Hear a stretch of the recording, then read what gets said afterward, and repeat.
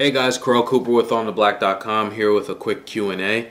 Tonight's question comes from Sour Patch Kids, and the question is, I know it's still early to tell, but Carlos Delgado's contract ends at the end of this year.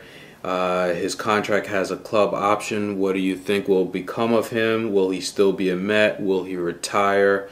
So first, let me start by saying that Delgado is in the last year of his contract. The Mets club option was last year, which the Mets exercised. That's why Delgado is a Met this year.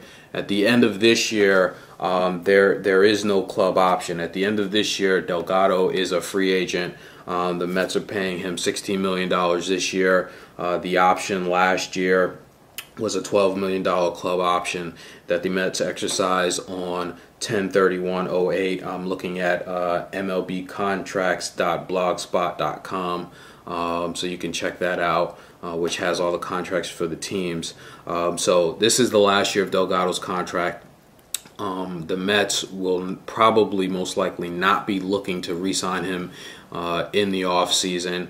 A lot of people, I'm not included in that, but a lot of people thought that it was a mistake that the Mets exercised the option last year and brought him back this year. I was looking at it from the standpoint of he hit 35 home runs last year. There was no other first baseman on the free agent market that you could bring in to replicate that production. Even though we knew Delgado might have a down year this year, meaning he wasn't going to hit 35 home runs, but I thought Delgado would hit somewhere maybe around 25 home runs or something to that effect. But obviously he got hurt. He's not going to do that this year, so it's turning out to be a bad club option that the Mets exercised on Delgado.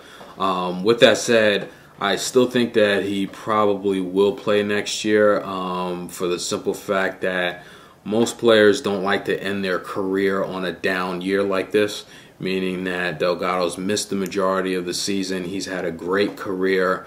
Obviously, most of that greatness has been when he was with a Toronto Blue Jay, but I don't see him ending his career on a down year. I still think he can play first base, so I don't see him going to the American League and being a DH, although if he did sign with an American League team next year, he probably would spend some time at DH, but I think he has a shot to play for a National League team somewhere. Obviously, he won't get paid the $16 million that the Mets are paying him this year, but I think he'll come back next year and be serviceable for someone next year. Now, in terms of what the Mets can do at first base for next year, I think that they're trying to see right now if Daniel Murphy is that first baseman for next year or not.